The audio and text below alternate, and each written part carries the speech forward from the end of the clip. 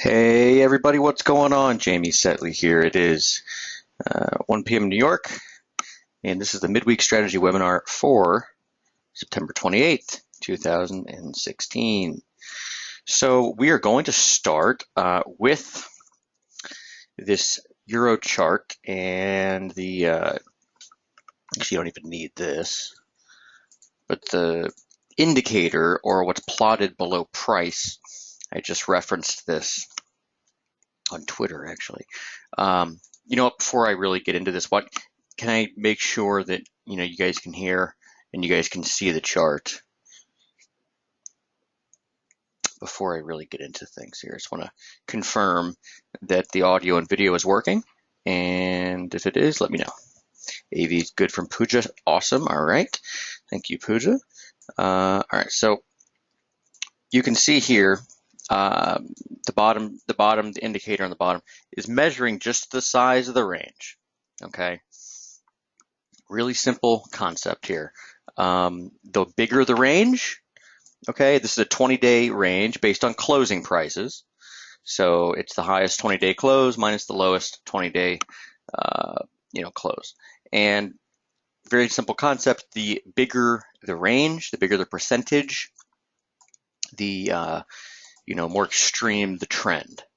Okay, the smaller the percentage, the quieter the range, right? So, one of the biggest trends we ever saw was the decline into, March of 2015, and that was one of the biggest, 20-day ranges that we had seen in some time. As it is now, it's the exact opposite situation. We actually have a range of 1.01% right now. And that's a low reading. I'd written, about this concept back in July, actually, when we were down here. We had talked about how we were, at this really tight, range, very tight range for Euro, and the implication was that we could go into a trend at some point relatively soon. Well, I thought the trend might be underway, getting higher here into August, and since then it's just got even quieter. So with that said, what are the times in history when the market's been this quiet? And there's not many of them. Okay, again, right before 2000 or into 2014, and before the big decline started taking place. Okay, that is one instance, and again, that preceded, as you know, an extremely sharp move to the downside. The only other time ever we've had anything like this, as far as this tight of a range over a 20-day period, is actually back in 2006 in September and 2007 in February. Okay. Now, in this case, in the 2006 instance, you actually got to move lower out of the range, and that would have been the fake out move before you went into a very strong uptrend in a relatively short amount of time, from about 125 to 134.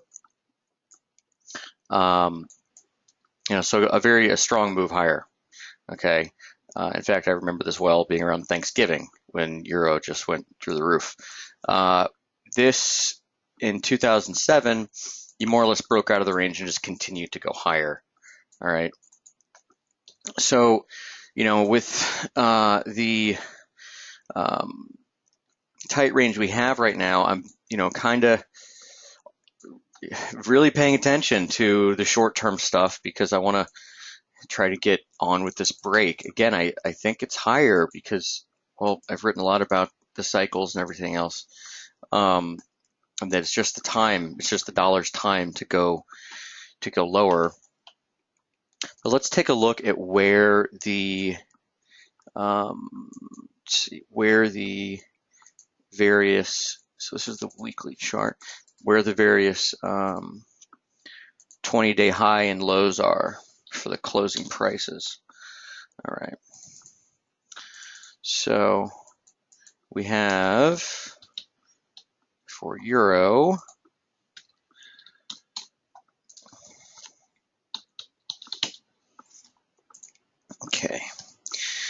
So the lowest 20-day close is 111.47. 20-day high is 112.60. I think we're probably right about smack dab in the middle of that, aren't we? So, yeah, you can see this is the largest sideways period for a range, basically going back to March of 2014 on a 20-day period. I've talked about the period before with 52 weeks, but now we're getting down to 20 days. So we're already at a record on the 52-week coil, and now we are meandering in the middle of this range for euro. So that's kind of the, I guess you'd call it the quick overview of how tightly coiled euro is, and that we really could be on the verge of a significant move in the euro dollar and probably the dollar in general. Today's low, by the way, we were looking at 1177 on the short-term chart. Just kind of noticed that it's actually daily reversal support. So it's the close from 921, which was actually the Fed day, right? FOMC. And that close is 1190. Today's low is 1181. So, it's a good level. If we can hold up towards the end of today and get up towards the range highs this week, you really do have the opportunity for a significant breakout, to play a significant breakout, I should say, heading into October. Which brings me to the next point on this. Okay, so October, let's look at the seasonals. After this week, so euro actually tends to have a kind of a dip this week, and then is really bullish for really the next 2 weeks, okay, into 1014. So if we are going to get an upside break, it may very well be that we get the majority of, or a good deal of price move higher over the next 2 weeks. Okay, it would not be a surprise given the seasonal tendencies, given the, given what I just talked about with the range being so coiled. Okay, really at the limits of a kind of extreme range on euro at this point. So there's reason number 2 to potentially be paying close attention moving forward over the next couple weeks. And then finally, we've got, this is our short-term chart. So there are a few things on here that I think are worth kind of taking a look at. One is actually the fact that you've got, so this is a median line, okay, and this is, all this is we're drawing here, okay, and then we're making it modified shift. In other words, making it, they actually have it backwards on TradeStation, but making it so it's just the trend line, the slope of the trend line, okay. And notice how the median line on this actually touches a lot of very important short-term price levels, right? So when you get that, little fake out here, but here, more or less resistance, okay? And again, we came very close to it this morning. So look, can we still get a dump into 1177, which I guess would be the ideal scenario? Sure, I guess you could. But what I'd be looking at here is, market would like to see it get up here, start to press the, potential limits of a breakout, and then we'll really start to try to position for that move. Okay. Now of course we've got the daily chart too, which daily chart as well. Where's that daily chart? That's not it. That's ugly as heck. This is, remember the one we talked about last week, where we talked about the, the raised floor and all that good stuff, right? So just to go back there, here's, you hit the slope on Brexit, right? Hit the slope on Brexit, came back, kind of confirmed it. This was the last low range period.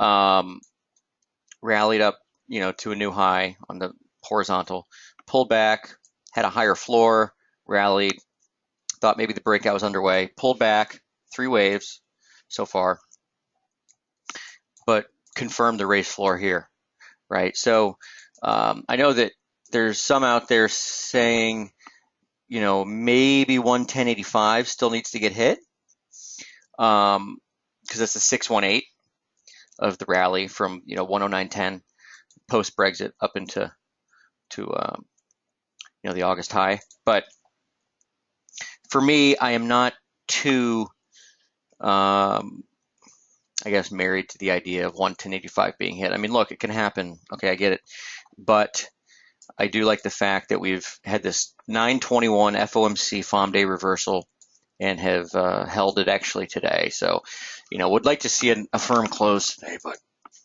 we'll see. So, real quick, just in summary, Euro, we start to get up towards the top of the recent range. 112.60 again is your 20-day closing high. If we start to get up into that region, I think that we'll really take a serious look at trying to position for what could be a pretty crazy move in Euro. Okay, so we'll move on. With Euro, one thing that I like to look at is obviously dollar Swiss, and dollar Swiss. So dollar Swiss actually broke at the day after FOMC.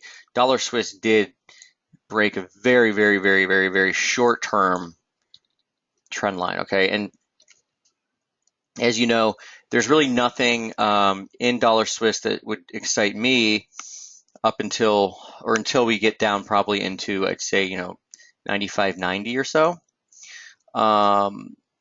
That being, the really long-term trend line. So, don't, blow your account trying to trade this really short-term stuff when the big decision is going to come soon for dollar Swiss and a lot of European currencies, and in euro dollar, of course. So, but I'm watching and paying attention to and keeping an eye on 97.57. Got up into 97.36 this morning. All this is simply the 618 of the latest decline. Basically since FOMC. If you remember, FOMC euro kind of grazed its lows. Dollar Swiss actually stayed beneath its highs. So you had a very slight divergence there. But if we were to get up into 97.57, that could leave euro testing the lows that we saw last week. And if that were to happen, you'd have another divergence. So, really, while I'm more interested in trading euro based on all the, what I mentioned with the coil and everything like that, I'm really, I'm paying attention to 97.57 and dollar Swiss too. Okay.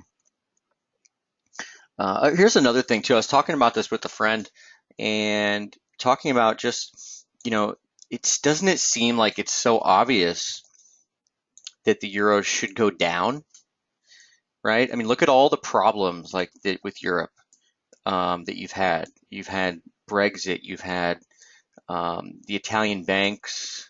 Okay, I mean Deutsche Bank right now. It just seems like there is absolutely no reason at all that euros should go up. It seems like it should have gone down forever, but yet it hasn't, right? And so I don't know. It's just an interesting kind of a way to think about it, is the fact that you can't get this drop, right? It's like the euro just can't weaken. Makes me think that if it's not going to go lower, it's going to go higher. It's kind of that kind of simple thinking. So anyway, 97.57 on dollar Swiss. All right, moving on. Cable still, a triangle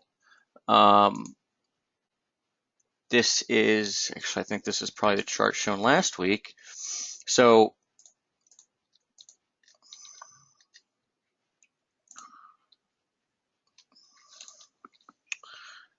let's see here.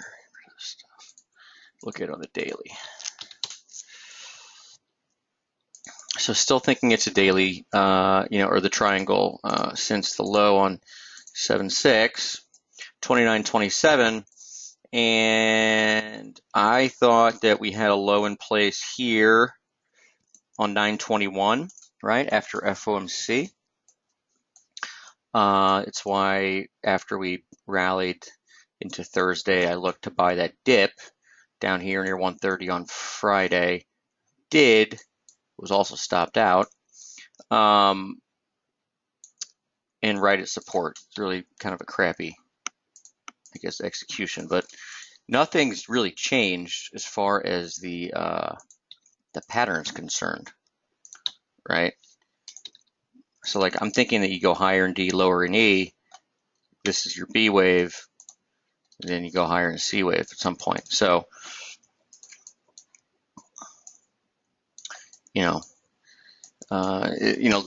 for wave D, I am thinking that if if this is correct, we should probably stay above these lows here.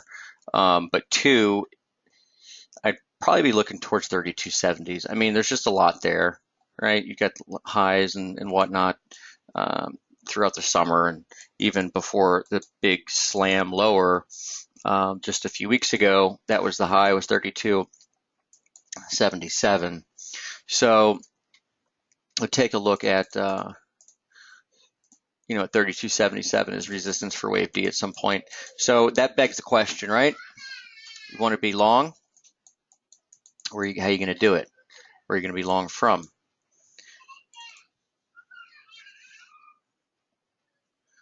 Well, here's the 60-minute chart. This is pretty much the one we looked at last night. I think this is the one I published last night.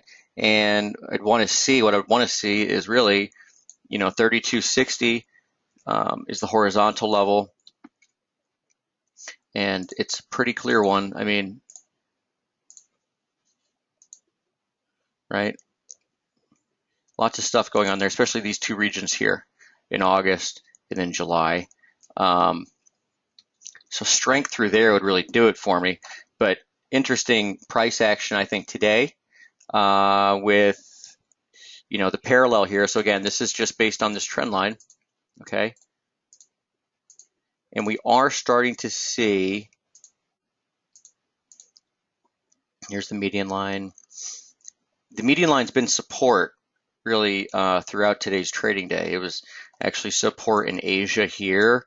It was support in Europe here. It was just support again in the U.S. session right when London was closing at 12 noon New York time. Okay, so that, kind of, I'm wondering if we just go higher from here. I prefer to trade the break on this with this pair. And you do have kind of this is probably the better thing to follow. See just the simple trend line off the low, okay? That simple trend line, if you draw a channel there, okay, and it's acting as resistance, you can see if we were to get a break through there, watch for this uptrend line to actually be support on a pullback. So if you were going to get a move like this, right, you get a nice breakout, okay, whatever. Let's say we do get a breakout like that at some point over the next 24 hours. Basically look for that line to be support at that point, okay? So get a move higher and watch for it to provide support. Okay, it's been resistance again, all the levels it cuts through here. Okay, so that is kind of how I would look to trade British pound, US dollar cross. Okay, moving on. Dollar yen, I don't really have anything to say at dollar yen. It's just kind of at support. We came into support, remember, after BOJ. We have two equal legs down from the 9/2 September 2nd high. Okay, at 10021, we have daily reversal support here from the low on 816, and that's acting again as support, that region. You also, again, you've got the trend line back from the May high and the July high, which again was really good resistance in September 2nd, and that parallel from the Brexit high is kind of cut through a bunch of levels here and acted as support. So, you could be kind of basing for a move higher. Subjectively speaking, I think that dollar yen is in a triangle from this region. And I'm not saying that it ends up being a longer term bearish or bullish triangle at this point, but I do think the next move is probably higher, right? Even if this is A, B, C, we're probably not done with C. I would say C is A, B, C. Right? We're probably going to go up towards 104.80 or so. Okay, that's kind of what I'm thinking. So dollar yen is definitely on its own when it comes to the the whole dollar breakdown scenario, but it's been the case for a while now. I mean, dollar yen's kind of done its own thing. So this is my thinking as far as dollar yen's concerned. Obviously, getting up through 101 would be a big deal for a short-term trade. Trying to position for, if this is C of C, then looking higher. There's no need to try to catch the exact low here. You are getting, I think, good action though on the down here as far as the little mini key reversals that you're seeing, right, on dollar yen.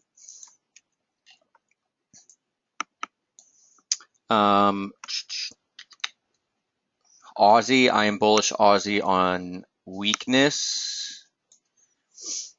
Again, have been thinking or mentioning 75-70 region. Was hoping we'd be there by now. Aussie's just kind of traded up into resistance and stayed there. We're still at resistance, right? I mean, this is one that if we break, Aussie dollar might have a ways to travel. So on that note, I can take you back to the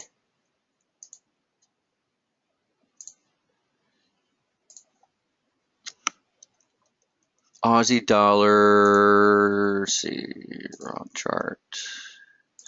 Okay, here we go. All right. So Aussie dollar has gone, first of all, let's go to the sideways count. The sideways count, we reached 94 weeks, okay, before the breakdown in May of 2013. Do you know that since that breakdown right here, okay, Aussie has not made a 52-week closing high since that point? In other words, the last 52-week closing high for Aussie was in July of 2011, the high, the all-time free float high. This is the closing 52-week high, the blue line. We have not made a 52-week closing high since that point. Pretty crazy. So it's been 270 weeks. As you can see, that is by far the longest ever downtrend in Aussie dollar, like not even close. Okay. What that tells me is that if we end up breaking out through this, the 52-week closing high has been tested plenty of times on an intra-week basis. It's currently 77.19. It's been tested 3 weeks since August started. Okay, is that the next move higher could be quite violent. Okay, and if we go back to the Australian dollar,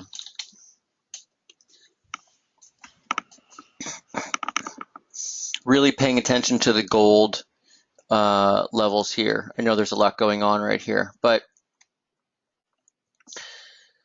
you are coming into a cycle period. So this was a low 9.4.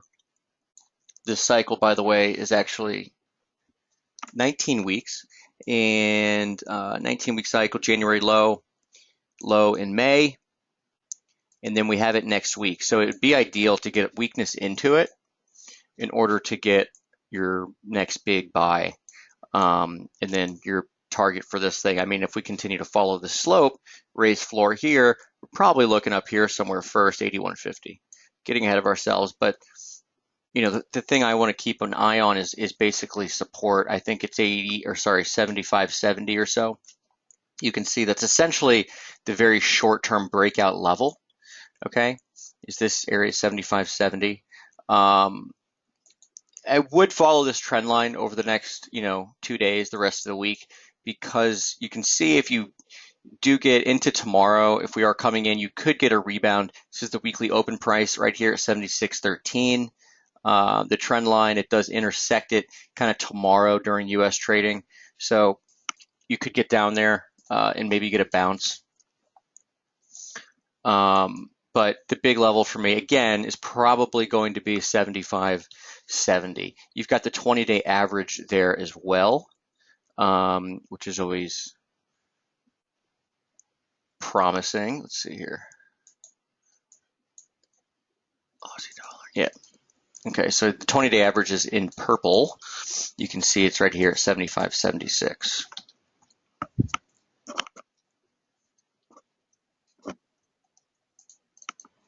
Moving on to Kiwi. I hate Kiwi right now. No change in the analysis as far as the bigger picture stuff. I still like Kiwi lower.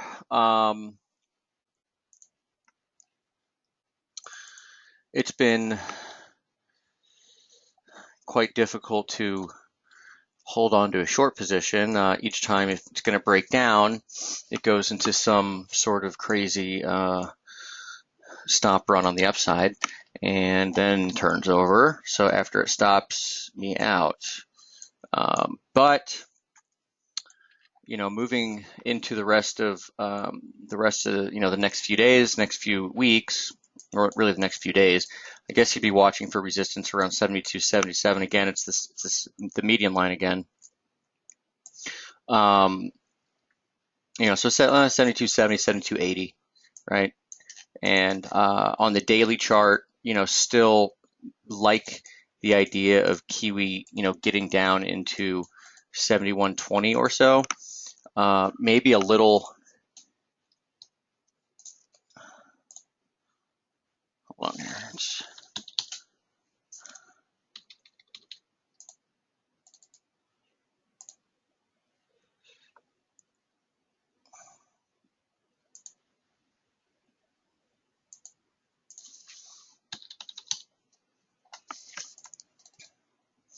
Okay, so here it is. We're looking at this line right here. Okay. So probably comes in. It comes in a little higher now, actually, than that level. If we just want to look at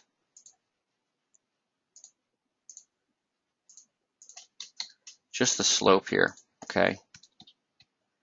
So this whole thing is based on this. Okay, we're looking at this trend line that's going back.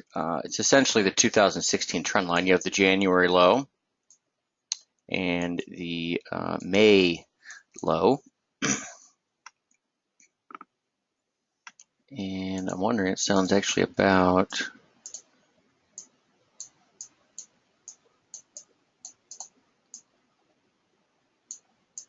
see if we have a cycle there.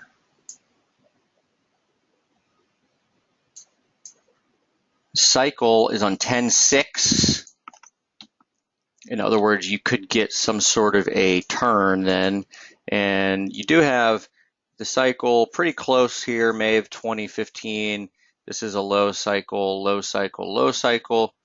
Next turn would be ideal for a low cycle if we can continue to the downside. Anyway, you can see here that this slope, actually, if you kind of does cross through here too. So in essence, it looks like it kind of sold into, well, I didn't really sell down here, I sold up here, but the stop was up here, it was too tight.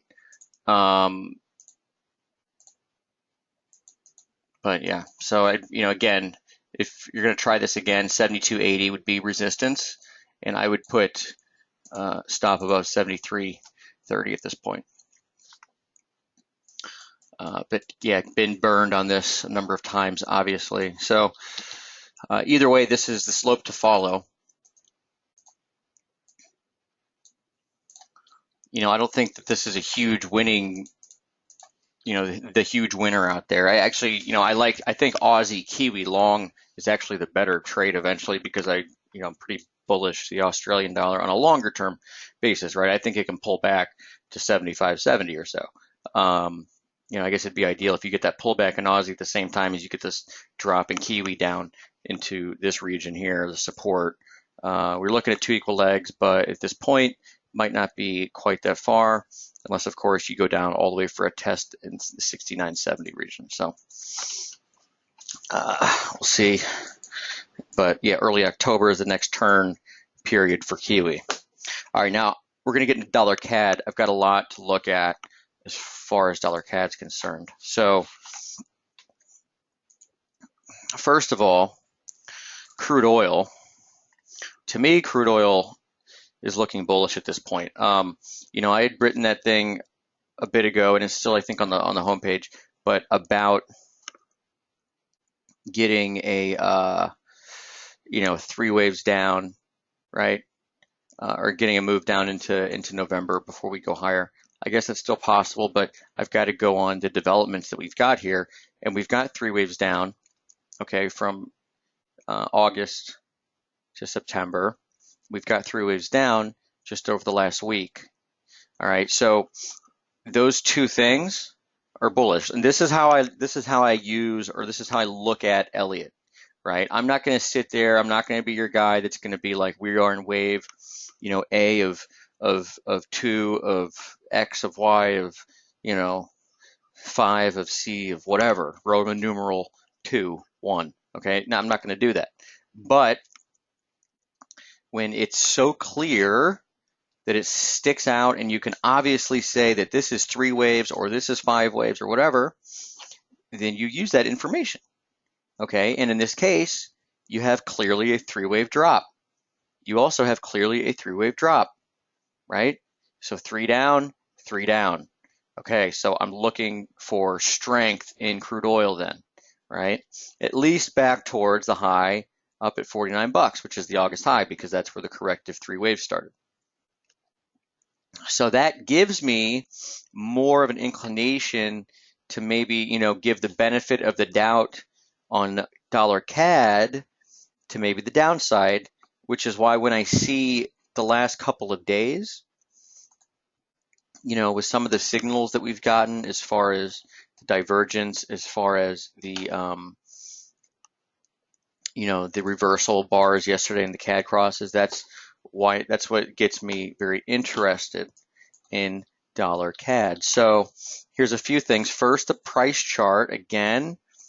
Okay, we've got the 55-week average, which, as you know, has been, just a total stud. It's support.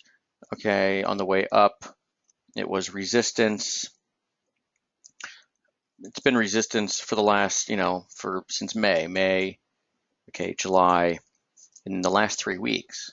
All right. Thing is, are we going to get a pop up into up here into 33.80 or so, right? Well, after again the last few days with the signals, so to speak, or the technical considerations that we've had, I don't, I would not put it past crude to not get up there. You're seeing it again today. Trade's higher. It's all the way. We're getting back towards the lows of the day. Crude or dollar CAD just about unchanged. Looked like it wanted to break higher, right? So if I go to the momentum stuff, and this is the indicator stuff that I think it's really interesting. Here is the daily chart. Okay.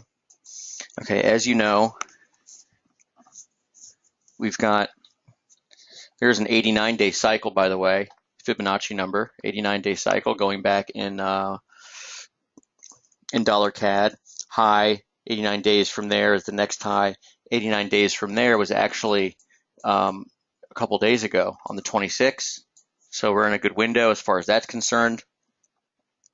This could just be nothing more than a flag that leads to a drop down to 119 or so.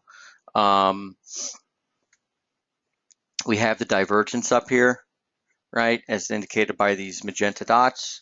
You can see that when we've had those in recent memory, they've actually worked out pretty well. In fact, again, this is last year, okay, at this exact time.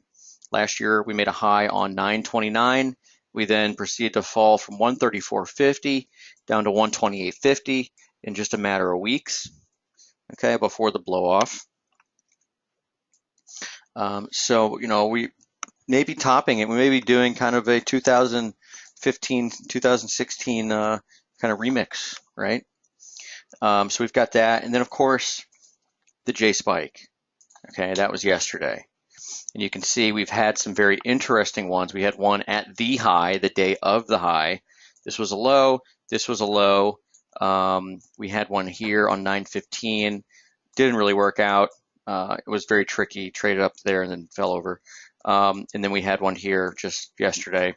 So if we can follow through on it to the downside, we'll have a very, an opportunity to potentially go short dollar CAD.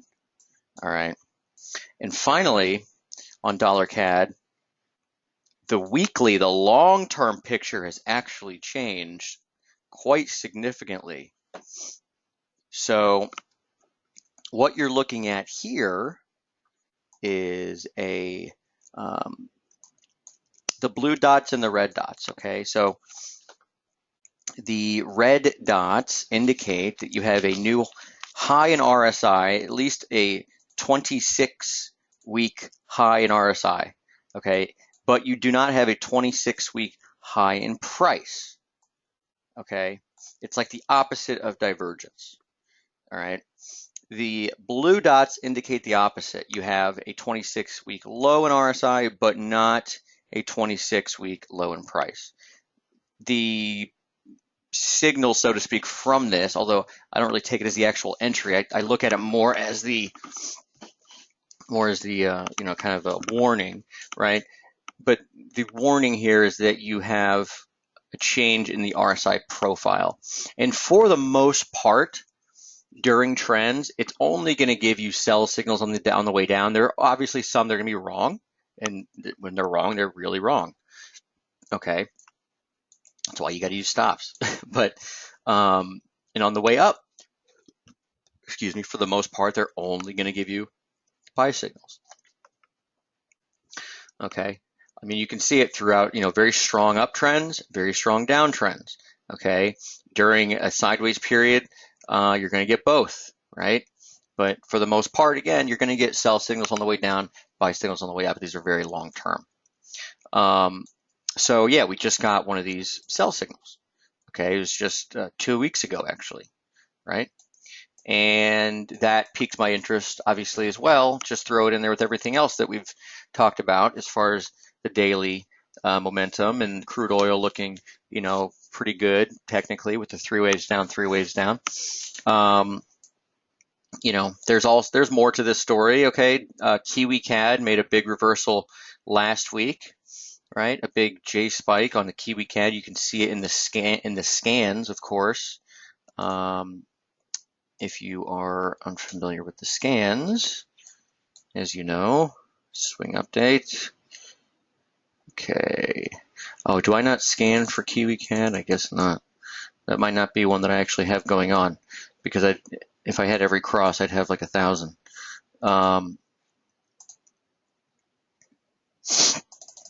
Leon is saying if Aussie and Kiwi need to correct lower, wouldn't that imply the Kiwi's not done the upside? Not necessarily. First of all, I don't know if Aussie and Kiwi are going to go lower. It's again dangerous making all these assumptions. Not everything has to work at the same time. Okay, like for Kiwi CAD, for example, or you're talking about Kiwi and CAD and Aussie and CAD and all that stuff, right? It doesn't mean that all the commodity currencies have to go up at the same time or have to go down at the same time. It just doesn't mean that, right? Things can go in the same direction or opposite directions. Look at each chart on its own thing. And don't try to put everything into a box and make a story out of it. But if we take a look at where was I? Oh, Kiwi CAD. Okay.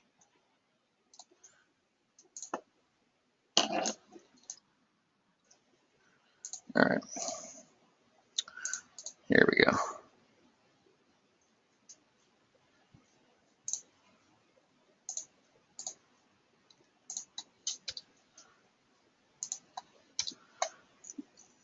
So here, for example, is Kiwi CAD. And let's go to 52-week spike. So you got a 52-week high. So we have a 52-week spike in Kiwi CAD higher. You know, Kiwi CAD could go lower. I mean, here I'll show you this. Let's look at it on a futures basis because it's easier to look at that way, because they, rather than looking dollar CAD and Kiwi dollar, this way they're on the both on the same side. So this is Canadian dollar futures, and this is New Zealand dollar futures. Okay. For the most part, yeah, you're right. Generally speaking, they go down together, they go up together. But just over the last couple of weeks, they've actually completely diverged, right? You've actually had New Zealand dollar go higher and Canadian dollar go lower.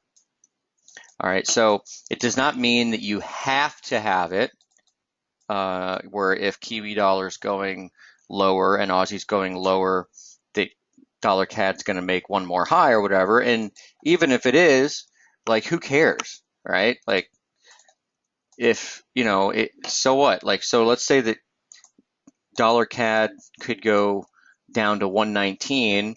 It's currently trading at 132.05. Well, like, if we could have just topped, or you could make one more high at like 33.60 or 33.70 or 34, you know, which way is the big risk? It's not on the upside, I don't think. And there's another thing to this. What if I'm totally wrong? What if Aussie's just about to go through the roof and break out? What if Kiwi is actually not bearish and it's still holding its month open and week open, right? I like selling it up at 72.80, but what if it's just not bearish? Okay, and what if the dollar is just about to go, you know, down? So, you know, don't, like, you're going to be wrong a lot, or me, I'm going to be wrong a lot, right? That really has nothing to do with making money. Okay, the first thing is protect it. Okay, when you get trends, try to take advantage of it. You know, it's just because you have a handle or so you think on one currency pair or the other, it doesn't mean that you want to extrapolate that analysis to all the others. You know, so one thing you could do is try to be short Kiwi and try to be short dollar CAD. That way you're kind of dollar neutral.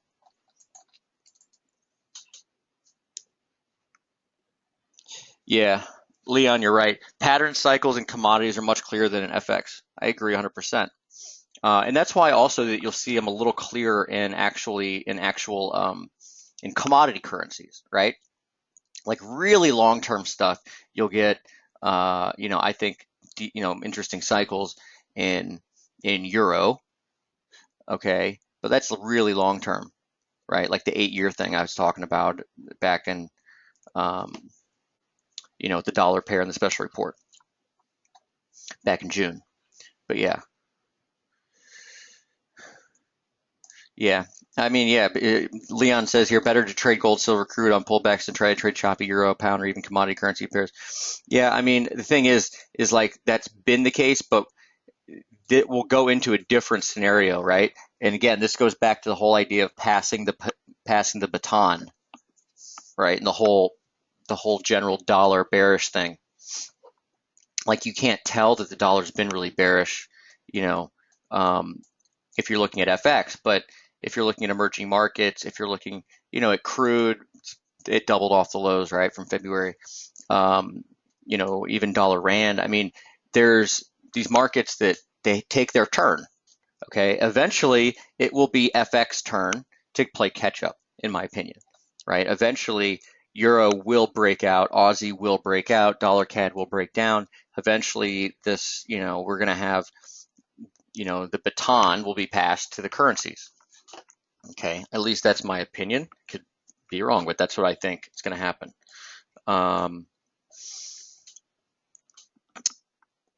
Moving on, I think we kind of got, we were talking about CAD, right? Okay, so CAD, if I take a look at the short-term picture, I had noted 131.38.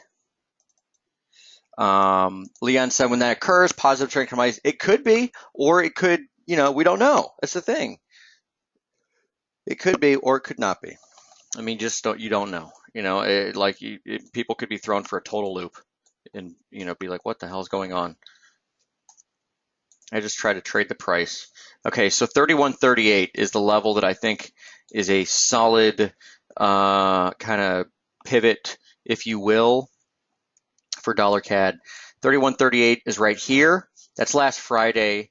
Okay, that was, if you recall, they had some really bad data that came out in CAD. It's also, for the most part, pivots.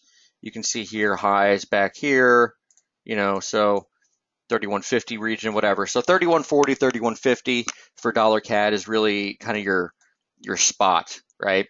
If we are putting in a big top, weakness below there would kind of cement the idea that dollar CAD is actually topped and the risk is lower at this point. Okay. So pay attention there. It looks like on this chart, and again, I don't know if we get there that quickly, but if we do, the trend line off these lows, it looks like you get to that region tonight into tomorrow morning during Europe. So Asia, Europe, it looks like that's where you get 31.40, 31.50, okay, off this trend line, right?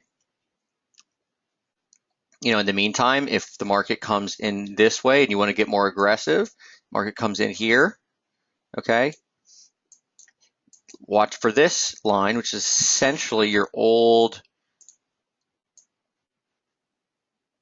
we're kind of at it right now, right? If we can break this, then these levels here end up becoming resistance. So, it'd be, again, a drop, maybe a rebound, and then resistance here, and that's where you'd get really kind of the ideal entry.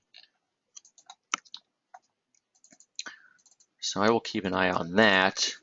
All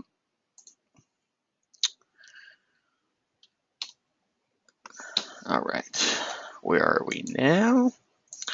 So you can see here, I mean, Aussie, I want it to come off so I can get a little more bullish here, but maybe it's not going to. I mean, it's continuing to just kind of dip and go higher, dip and go higher.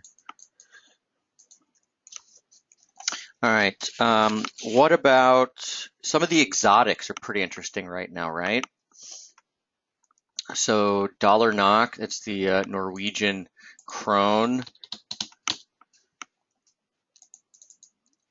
is actually on its way lower. Don't know if, let's see, don't worry about chasing down here. You never really want to chase anyway. You're going to get opportunities in dollar NOK. This thing, once it goes into a trend, and what, as you know, maybe we're actually finally in a trend, potentially, hopefully. But you're going to get, the market's going to give you opportunities to get in. I don't know when, but it will. And if it does, watch the 20-day average. Okay, it may be that you don't get a rebound to short until a week or two or whatever, but it will happen. And the 20-day average, kind of a general rule, is that once you go into a strong trending move, the 20-day average will provide you with good opportunities to get in. You could see it on the long side on the way up in 2014. You could even see it on the short side on the way down earlier this year. Okay, and here is the 20-day average now. It's up at 821 and change, and we're currently down near 806. But it does not take much to send dollar NOK scrambling in the other direction. Okay, especially, again, there's so much oil, tied into this trade, and we all know how volatile oil can be. Okay, just look what happened today. So this is a sell on rallies, in my opinion, dollar knock. Okay, and it's a sell on rallies until at least 769 down here, which is 2 equal legs from the high. Okay, and you would also have you'd have a slope confluence down there towards about the 3rd week or so of October. So there's plenty of time here. Dollar MEX obviously is an interesting one, as we know. Record highs recently. Thinking this is wave 4 on the pullback. One more high, and then eventually you're going to get the big crash or the big turn or whatever you want to call it. Watch this little trick, but with when you have a clean impulse, right, a clean 5 waves going on, so like 1, 2, 3, right? I think we can agree that this is pretty clean looking as far as 1, 2, 3, 4, right? 5. Okay, if we get that, it's a clean 5 waves, right? So what you do, a couple things. The original trend line from the 0, the starting point, to the bottom of wave 2, okay, make that extended off of wave 1 high. A lot of times you'll get that'll help pinpoint the end of wave 4, and then extend it off the end of wave 3. A lot of times that'll help pinpoint the end of wave 5. Okay, that's your slope analysis. I mean, sometimes it's that easy. So pay attention to dollar MEX over the next few days, weeks, what have you. Obviously, with the election and everything, that's one of the most interesting places to be. Starting to see articles come out in what I'd consider kind of mainstream media, right? Bloomberg, I don't know if they're mainstream media or not, but Bloomberg is starting to talk about this Mexican peso trade. Okay, well, they're talking about it now. We just got to record levels, and we've got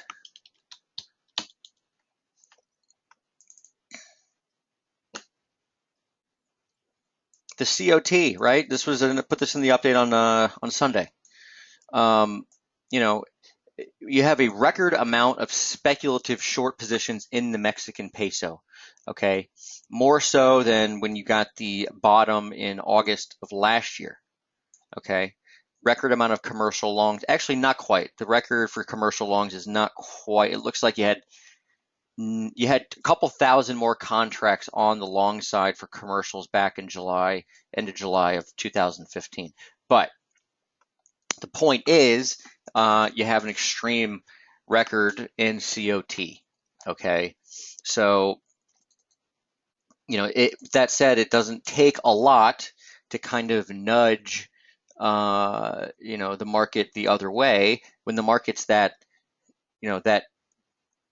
crowded, right? It's kind of everyone's got to rush for the exits at the exits at the same time, and what happens is there's a lot of people going for one door, and door's not really big enough, and you end up getting reversal type of moves like the one we saw just the other day, right? Where you get a 2% move down, wipes out the last week and a half. So again, I think we still get one more high based on this wave count, and then the big reversal is what I'd start to prepare for. And something like this, again, trading it on spot, very difficult. Something like with options is the way to do it. Okay, that's what you would want to do.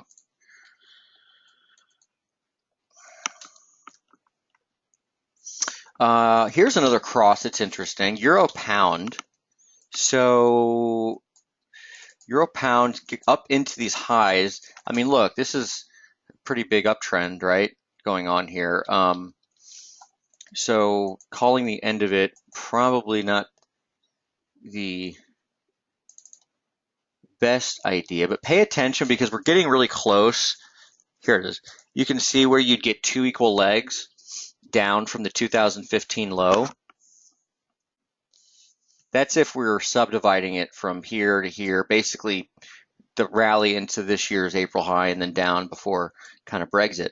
But that would be 87.43, and then you have up there the August. You have the 2013 high from August, and then the 2013 high from February, which is the 2013 high, and that's at 88.15. So, we're getting up into regions that I kind of, maybe think about maybe write them down, right? 87.43 to 88.16, right? You want to know that those two areas are really big areas in,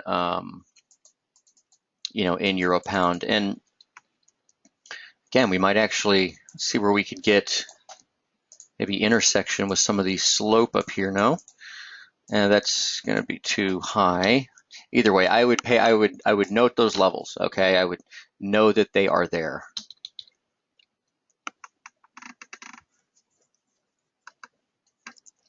Okay,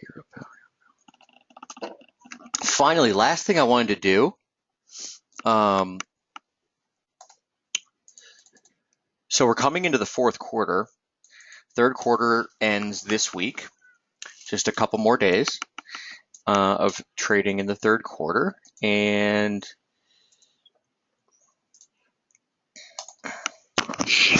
if you have TradingView, when it's free, you can sign up for TradingView if you don't have it. But there's a lot of cool things about TradingView. But one of them, of course, is that you can actually draw, or you can make like any custom time frame, right? So we're coming to the end of the quarter. So what I'm looking at, or what I think is cool to look at, is to say, what does the quarterly bar look like, right? Well, the quarterly bar looks like this in euro. We have a very small inside bar, okay? This is the smallest quarterly bar since back here before this huge downtrend took place, which again, when did that start?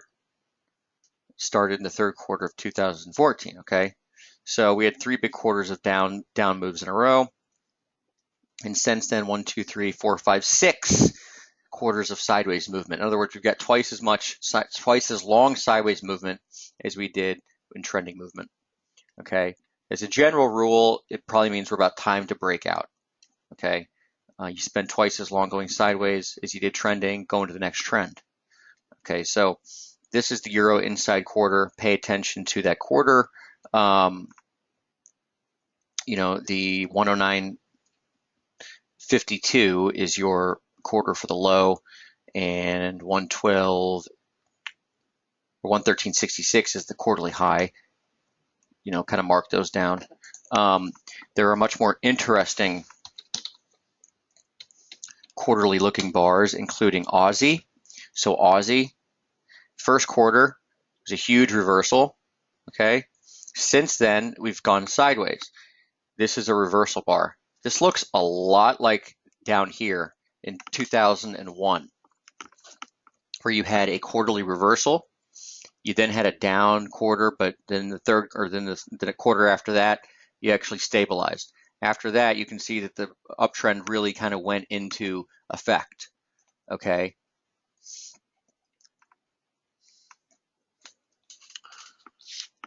Dollar CAD, also an interesting quarterly bar.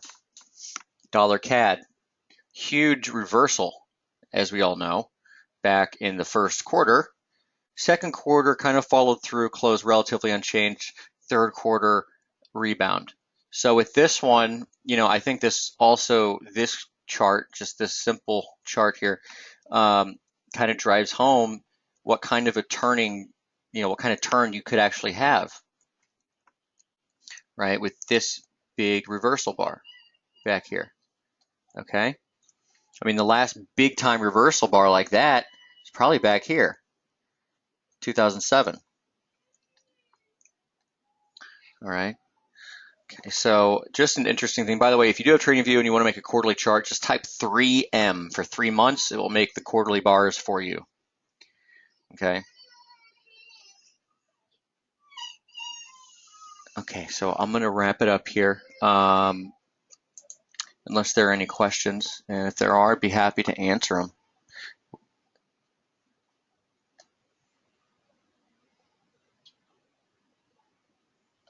Wesley Tan asking about gold. You got it, my friend.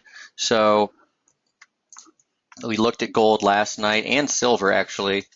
If you saw last night's report, we're talking about, I'll start with gold because that's what you asked about, but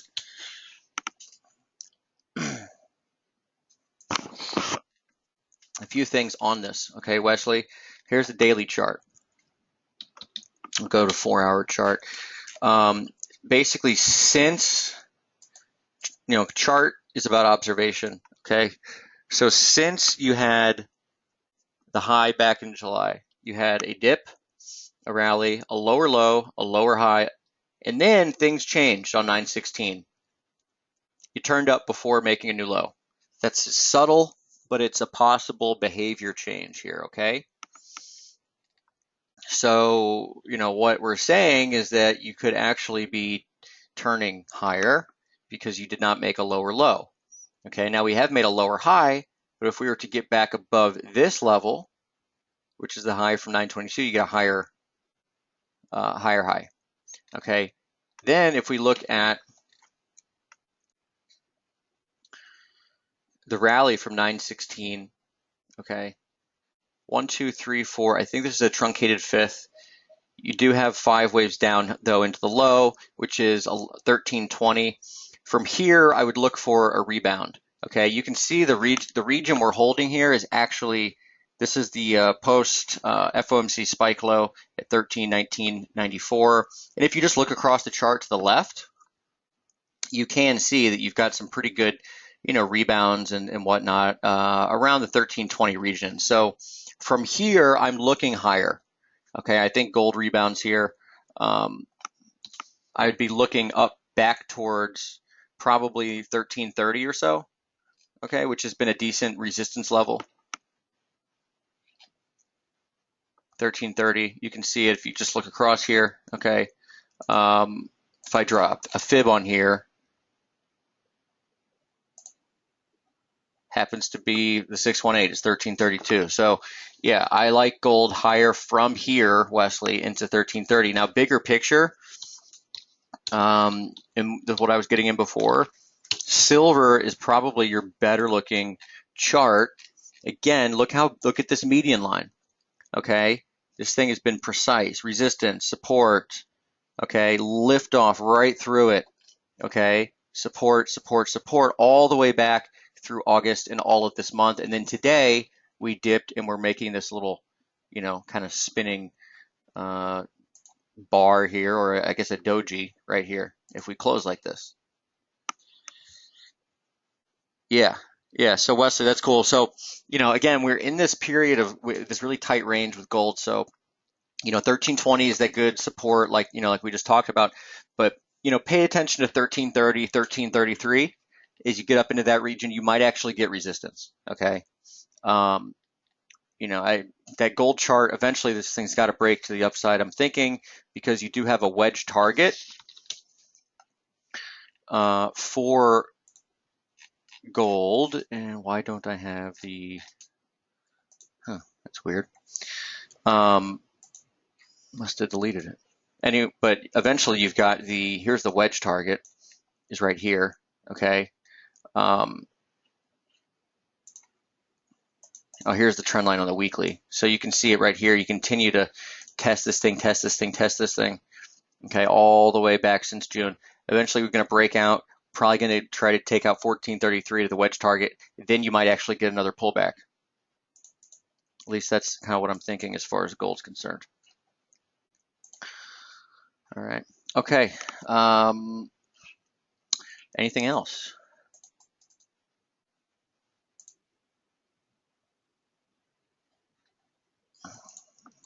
Lo and behold, euro is unchanged today again. 12.13. That median line's pretty nice though, right?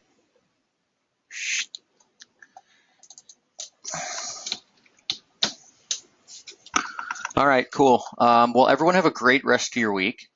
I will get this archived ASAP and be out with the update later tonight, as always. Thanks for attending, everybody, and have an awesome rest of your day and rest of your week. All right, Jamie Saettele here, signing off.